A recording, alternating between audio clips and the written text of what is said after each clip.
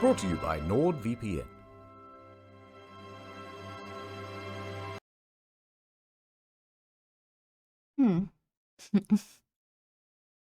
He's covering all his bases this time because the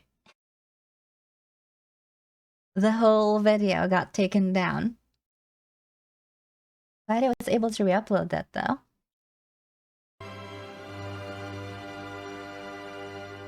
Feel free to Feel free to react to this video. Please wait 48 hours from initial upload date before re-uploading to YouTube. Okay. I wanted him to call us out though, so that we can look at each other in shame, but damn, alright. Tisk, tisk, tisk. Look at you. Uncultured. Unsophisticated. Middle class. I'm lower than that. Don't speak. You'll just make me throw up. I'd say cover up with this dinner jacket, but I'm afraid that you'd get your head stuck in the sleeve and asphyxiate. Help, I'm stuck. Listen, lowborn.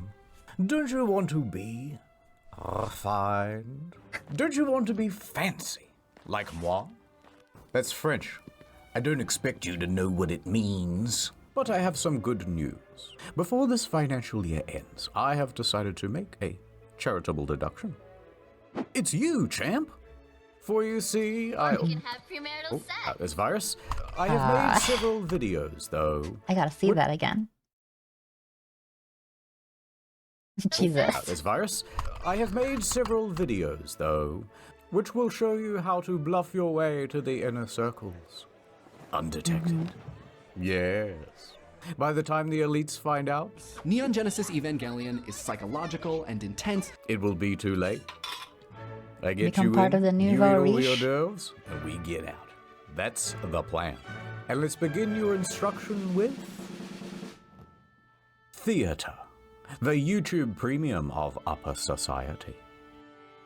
And the first section? Symphony. The first period of performance, that's called Baroque, from 1600 to 1750. This featured Bach and Vivaldi. Now, there was also a guy named Giuseppe Tartini, and he was the best one of them all. Never Because heard of one him. evening, he had a dream where the devil showed up and presented him with a deal. The devil would become his teacher and impart on him everything he knew about music. Yes. Once Tartini had learnt everything he could, he handed over his violin and asked the devil to play. The devil played the greatest musical piece that Tartini had ever heard. Tartini woke up with a gasp, and he tried to recreate what he had heard in the dream. And what he wrote down was his most famous piece, the best thing he had ever written. And he said, "This is shite compared to the original. This is nothing better than a tribute." And that's where you get the Tenacious D song from. He named this piece The Devil's Trill, and he claimed that the difference between his version and the version in the dream was so great that he would have smashed his violin and quit music forever had he 1 not second. There we go. needed it for his job. Classical, 1750 to 1830. Mozart and Beethoven show up like da-da-da-da. Now, Beethoven was famously known for going deaf. Once that happened, everyone told him that he should just quit music forever. But he just wouldn't hear it. Anyway, there's so much I could say about these two. Gotta guess he's deaf.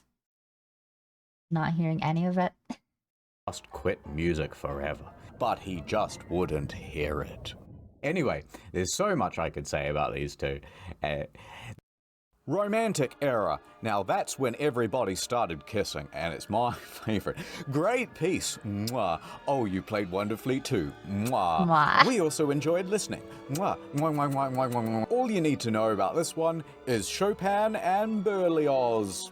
Berlioz, however, was not getting any kisses. He was relatably, painfully single, living alone No, in mama. Paris. No, mama. City of love. So here's how it started. He's there and he's in his early 20s and he is looking for a new GF. So one day he attends a Shakespearean play and on stage he spots an actress and he immediately falls in love with her. He wrote her many notes confessing his love, but her DMs went unreplied. So he began writing a symphony about her. How can she ignore this? And also around this time he started smoking a lot of opium, but don't worry about that. Anyway, so he wrote this piece just for her. However, his DM still went unreplied. For several months he started to get quite disheartened. He was the wrong thing to smoke. He needed copium, not opium. Until he saw another girl. So he immediately fell in love with her instead, and he said, you know what? I'm going to change that symphony I wrote, so now it's about this other lady, and not about that ugly one that I didn't like anyway. This time, happily, she reciprocated, and they fell in love and were set to marry. Suddenly, what the fuck? Phones haven't been invented yet. Yes, hello, I'm busy. Oh, Rome? To study? Absolutely, I'll catch the first flight out. So Berlioz went to Rome to study music. However, while he was away, he got some news. Berlioz. I have to tell you something. Sacre bleu. Some other, more handsome musician swooped in and married his girl while he was in Rome, and they ran away together. Of course. Berlioz was furious, and he set his mind to solving the problem. Gonna change the name of the... I know what I'm going to do. Gonna find another girl. Huff more copium. I'm gonna murder her and her lover. And her mom. And then I'm gonna do a self-murder. Alright, so this gets pretty elaborate. Oh, that took a fucking turn. Holy shit. Not a joke. This really is his plan as described in his memoirs. He would affectionately name the former mother-in-law to be as the hippopotamus. How do you pronounce that word? I forget. My brain did that thing where you see a word and your brain's like, no, that word's not real. It doesn't exist. And now I don't know how you pronounce it anymore. But anyway, he despised her especially because he believed she had set up the whole marry while away plan, motivated to prevent Camille from marrying Berlioz because he was poor. His idea is to dress up as a housemaid. He has bought both poison and 2 guns. Yeah, now, this he is is gonna going work. to sneak into the house of his ex-fiancée, and there she and her mother will be sipping tea, which he has already poisoned. Then he will pull off the clothing and reveal himself. Blam, blam, sad overture. So he heads back home to Paris to do it. But while on his travels there, takes quite a while, he has to change carriages. And when he does that, he leaves the guns in one of the little cubbies. So he's lost all his weapons. What is he going to do now? How do you mess up that bad?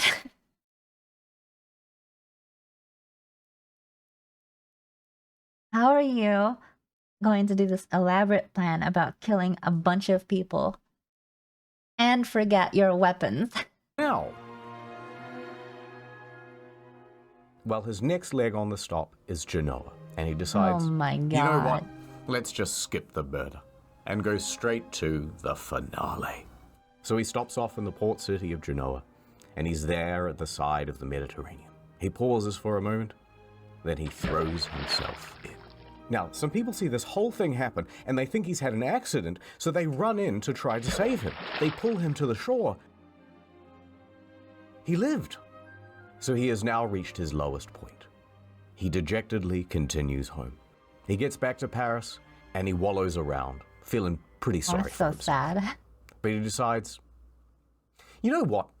I may as well do what I do best in times of trouble. Smoke a lot of opium. And while I do that, I shall write a symphony. Although I ain't gonna name it after that hoe who stole my heart. And so he went back to work. But here's the thing. It was the greatest piece he had ever written. And it premiered to a huge crowd. And you know what? It was a smash hit. #1 on iTunes. But then, and here's a bloody plot twist. Remember the first girl? Well, she attended that concert and she realized that Berlioz was a genius. And then she wrote a letter to your boy saying how good your bloody symphony was, and sorry about not replying, I just put my phone down and got super busy or whatever. By the way, Of course. I love you. Of and course. so Berlioz goes, well, I love you too. And a year later, they were married. It's a beautiful moral of the story. He got played. Oh my god. Of course she responds to him when it's convenient. See, fellas, don't jump in the Mediterranean. Anyway, a few years later they got divorced because weirdly he cheated on his wife with the housemaid. Not that one, a different one. But then he married that housemaid. Hooray! But then when he died later on, for some reason he gets buried with both of them. It's kind of strange. What? But moving on to the Impressionist musicians. Now that's Claude de... The what now? Claude de what? You know what? You'd better go to ad time. Debussy. All right, guys, welcome back to the Nord Stream. Not Debussy, guys. Today Made we're that playing mistake. Assassin's Creed 3. Chat, come on, chat. Hey, everyone's spamming Nord in the chat.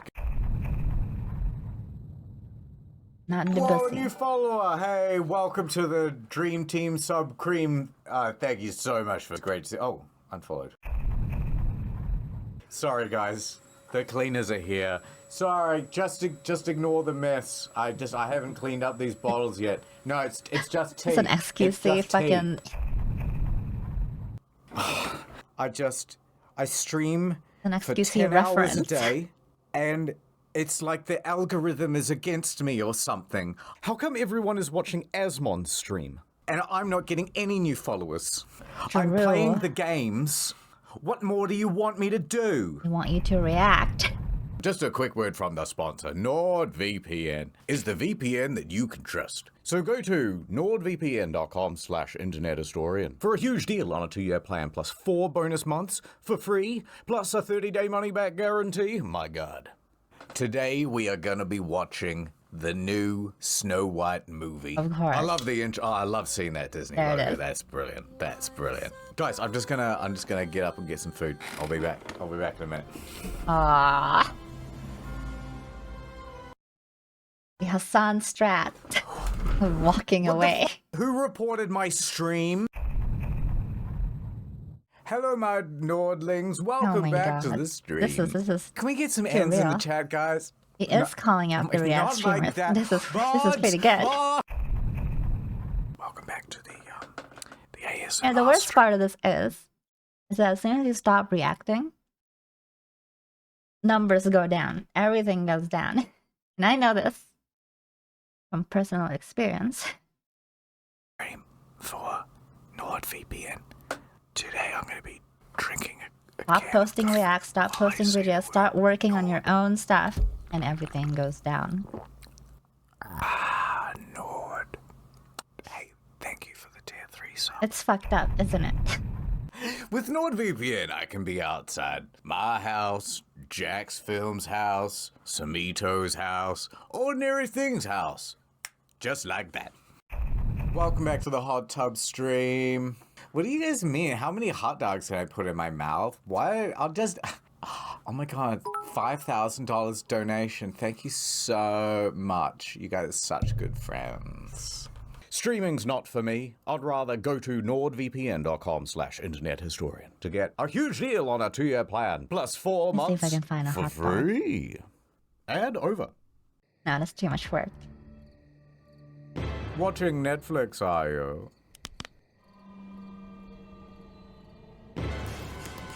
All tucked in with a 3-hour essay on Good Game Good, and here's why. Fallout New Vegas is actually the only based my Bethesda God. game. Turn that off.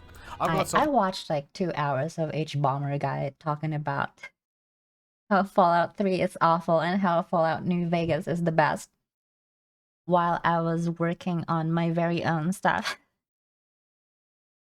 I watched so many video essays to help with writing my own. It was actually kind of painful. Something for you much less enjoyable and far more expensive. We're going to the theater. Theater, from the ancient Greek theatron, the most dramatic of the transformers. It means a place for viewing. Here's a Roman theater. They were quite simple back then. You have the stage, the auditorium, and the vomitorium. Now, for a very long time, people thought that the vomitorium was a place where the Romans would gorge themselves, where they would eat so much that they would throw up and then gorge themselves again because they were so decadent and or bulimic. But it comes from the word vomere, which means to spew forth, because that's where people go in and out. So vomitorium is just a dramatic way of saying the entrance. Now, if you skip forward to the 1800s, things are getting a lot more modernized, but they still didn't have electric. So they had what's called the limelight. And that's why they say to be in the limelight, to be the star of the show. What they would do was take a piece of quicklime and heat it up super hot, which will naturally glow very bright. They would then take reflective mirrors and lenses to focus the beam, and they would use that as an early form of the spotlight. The limelight is not because it's green, but because it's made from quicklime. In the modern day, things are a lot more advanced, and they can do all sorts of cool shit with like lasers going into your eyeballs and all sorts of stuff. But it's not just the tech that's had an upgrade, it's the architecture as well. In Elizabethan times, they had the yard, and you could get in here for about a penny apiece. And this is where all the poor people stood to watch the shows. It's like when you go to Oppenheimer and you end up with the worst seats in the IMAX theater, right? But thankfully, in modern times, we have fixed that problem. We kicked out all the poor people and we sunk the floor down low and put in an orchestra pit. Now, these things are usually 6 to 12 feet deep, so they're not obstructing the audience's view. But having a giant hole at the end of a stage is quite dangerous. No. So usually they put a big net there as well. And yet, a lot of people still get pitted. Like a lot of people. In 2011, during a production of The Sound of Music, one of the lead actresses fell into the orchestra pit and was left paralyzed from the waist down. In 2009, a conductor... I said broke her hip as a joke. I didn't actually mean for... ish.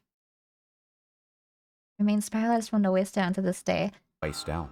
In 2009, a conductor, not a superconductor, just a regular one, fell 14 feet into the dark pit and broke 9 vertebrae and 1 ankle. Mamma mia.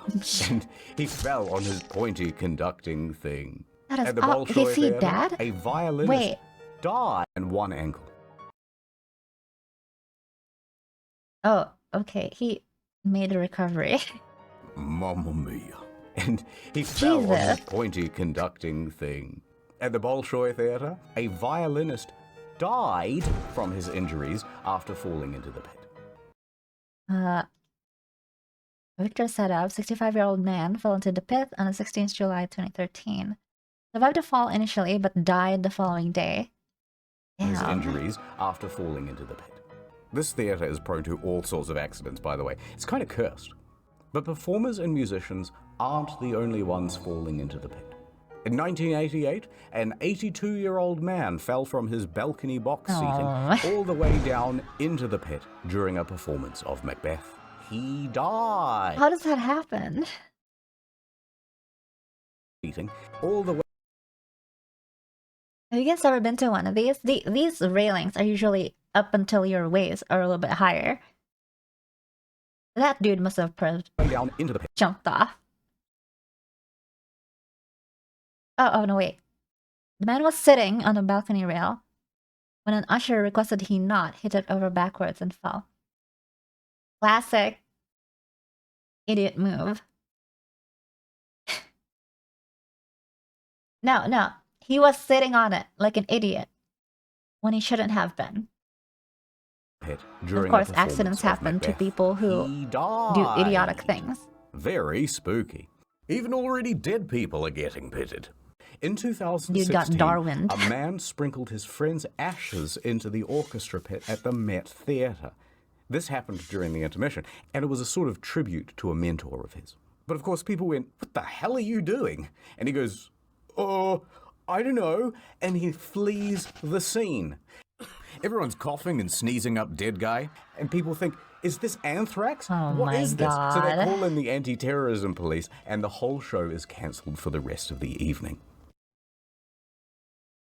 The man responsible, Roger Kaiser, was seen by several musicians drinking a white party substance in the pit. The ashes were of his friend, Terry Turner, who died of cancer. Of the evening.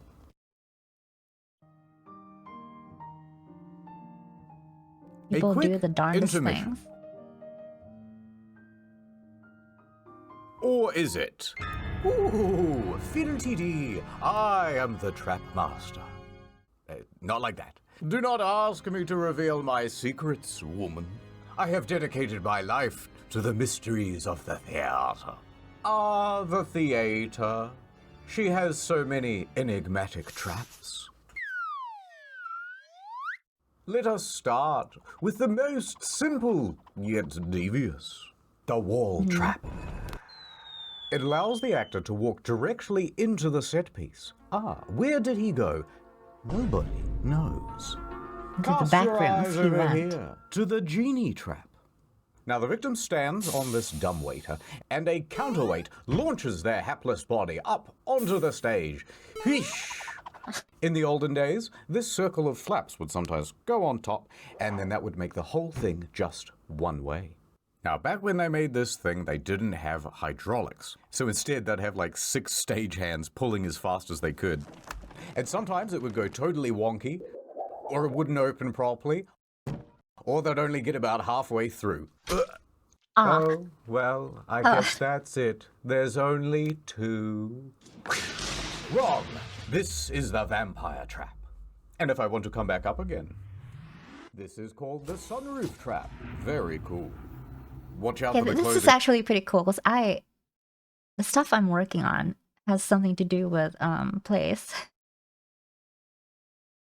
This is actually really good information. I have to pay attention. Halfway through. Oh, well, I guess that's it. There's only 2. Wrong! This is the vampire trap. And if I want to come back up again, this is called the sunroof trap. Very cool. Watch out for Okay. the closing doors on this one. It managed to trap Spider-Man's foot back into production in 2013. Me and the Green Goblin, we collabed on this one. All right, there's one more. The Ghost Glide. What you do is stand on this slidey bit, and it ascends diagonally, which makes it look like he's coming out of the ground. So But the ladies are there unsafe. yawning, they're going, ooh, short ghost. But then, 5 foot, 5'1", 5'2". All the ladies are turning their heads now. 5'3", 5'4", 5'5". All the ladies are loving it. Never Now, quite I got bet there. you're wondering, what happens to the actors when they go down these traps? Are they dead and gone forever? Yes, sometimes. In 1888, Frederick Federici was playing the role of Mephistopheles in Faust at the Princess Theatre in Melbourne. As he descended the trap at the end of the play, "Goodbye, everybody, goodbye," he had a heart attack and died. Never seen again. What the So as fuck? you can imagine, with this many deaths, the theatre has become a highly haunted place. Oh yes. In fact, sometimes you can put your ear right up to the wall and you can hear 2 male ghosts wrestling. Can't fake that. 2 male ghosts Another wrestling. ghost hole. Don't look inside. I did once. Almost went blind. That's why I wear the mask. Anyway, because of all the ghosts, the theatres do whatever they can. Oh, them ghosts fucking using long sticks to stab into the ghost hole. You should not be looking into it. Keep the spirits happy. See this? It's called a ghost light. When everything is closed, it is kept on always. Kept on for the ghosts, so that they don't, bump their shins in the dark or whatever. At the Palace Theatre in London, there has been some ghostly activity. It seems to be a bit of a hotspot for ghostly activities. And that's why they always Ghostly keep activities. 2 empty seats at the back, so that the ghosts may sit there and watch the show. So that's why we traditionally kept a couple of seats off sale for the ghosts. However, Harry Potter is so popular that we sell those seats now. Oh.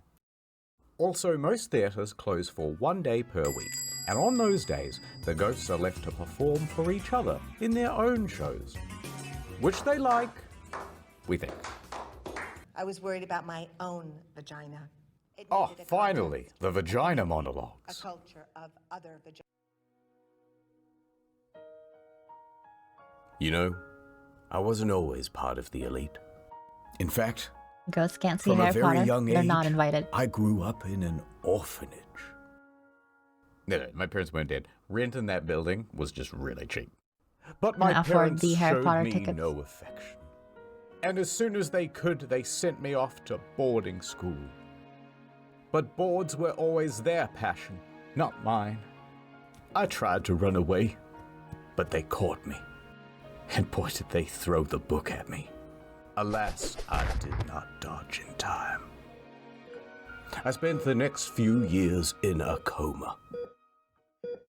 A Native American town, Pueblo, Acoma.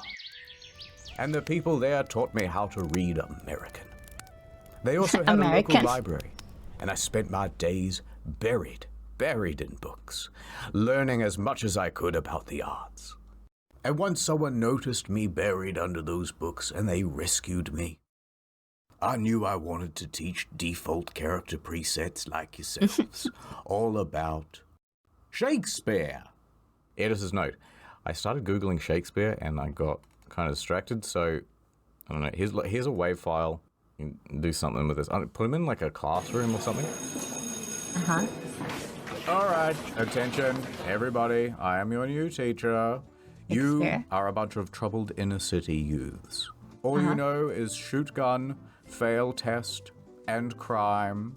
But I'm here to teach you that actually, books and reading and stuff are actually pretty epic after all.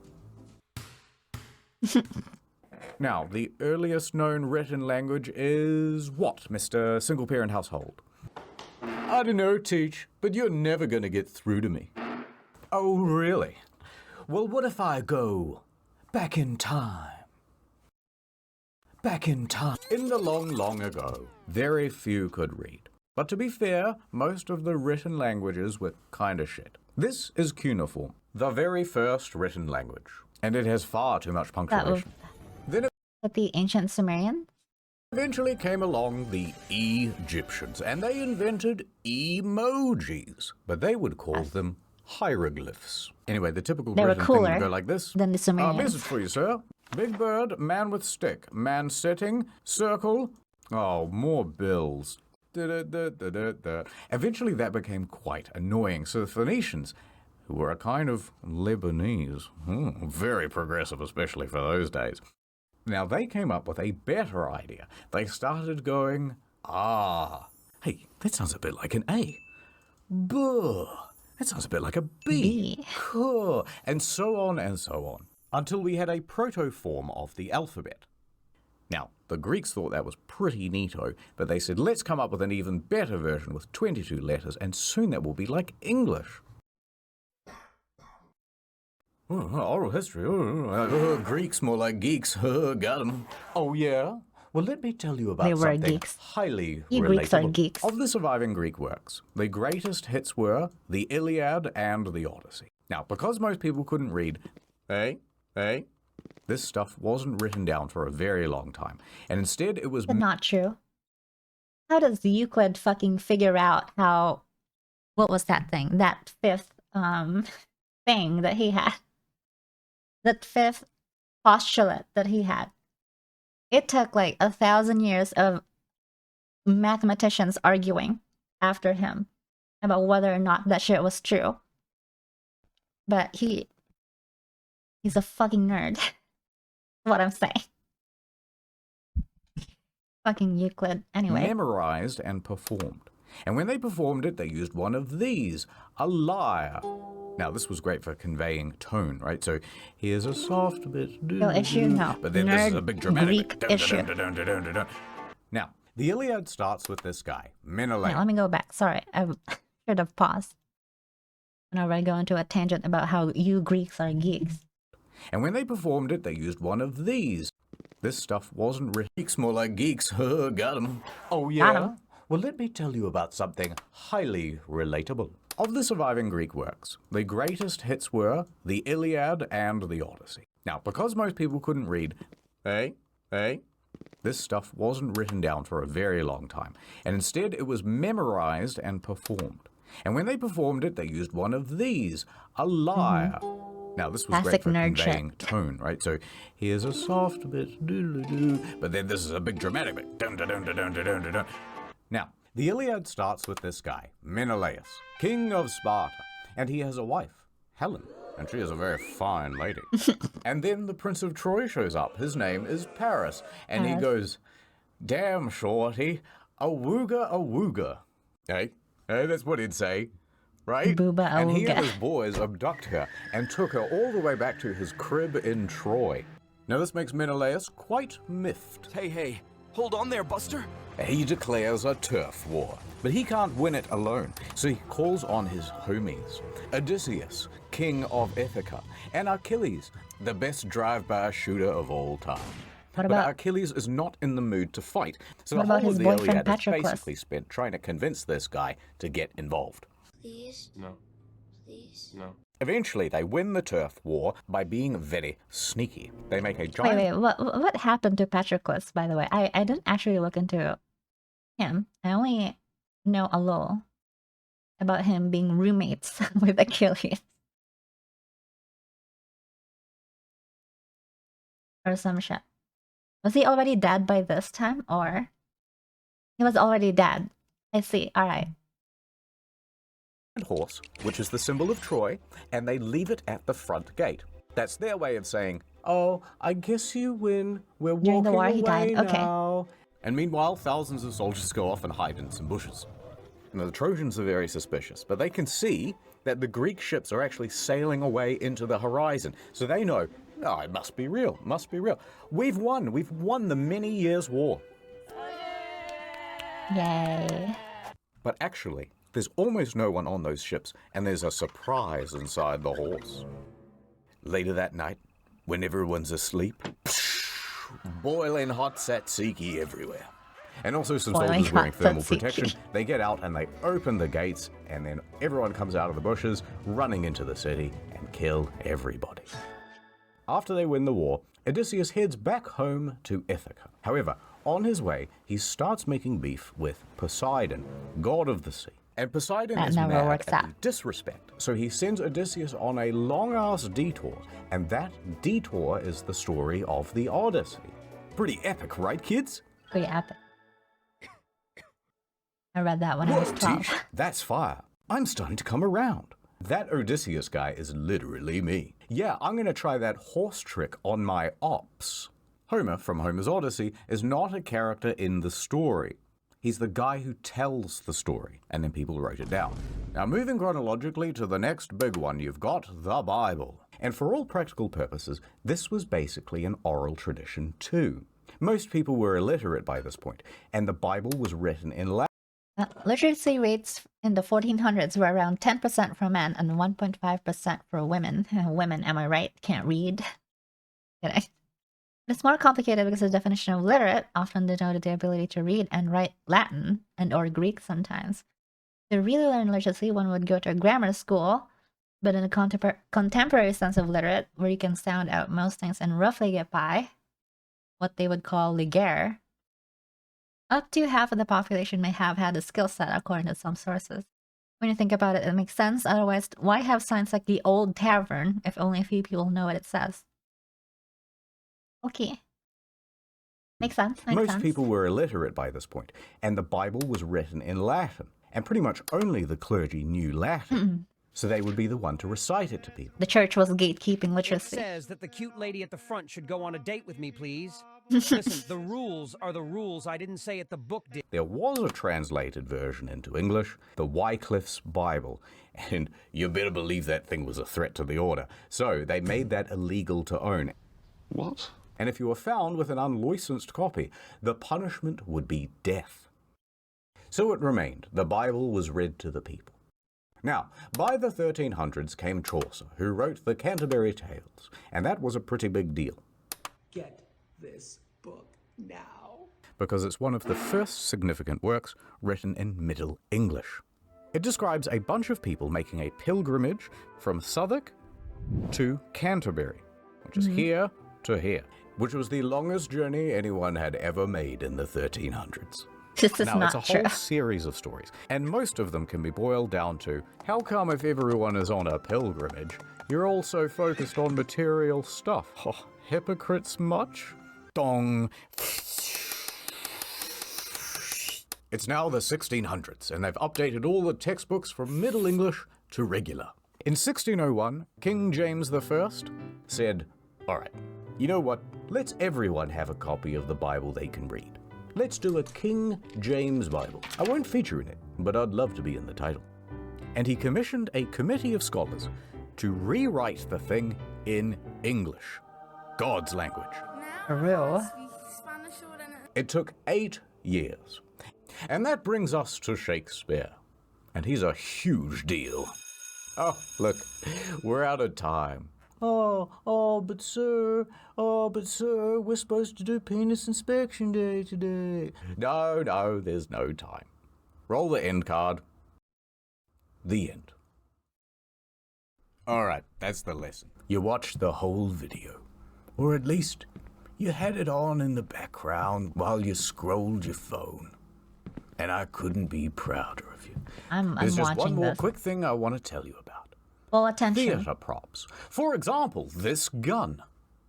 Now, the thing... Oh, Oh, look shit. who it is. I know what you're thinking, but it's just an actor. We all know that the real Lincoln is dead. When he fell asleep on the tracks of the Underground Railroad. Anyway, this thing is super realistic. Although the trigger is a little loose. Ruh-roh. Start running. Oh, I can't believe you did that. But I won't tell anyone. And, in fact, good news. I'm gonna make you my little protege. And I will be your protojo. And I got so many more lessons to teach. Still here, huh? Yes, just a little cleaning. Yeah. More good I news. thought he was gonna cover Next video Shakespeare. is almost done. It'll be on incognito mode, and it's about the arts. And the next main channel video is also nearly done. That'll be out shortly after. If you're looking Oh. for more content in the meanwhile, we have another There channel is a called part 2. Story Mode. The Metal Gear Solid and Forspoken videos are especially good. Very Don't nice. forget NordVPN. Thank you for watching. More soon. Very nice. The part 2. Shakespeare.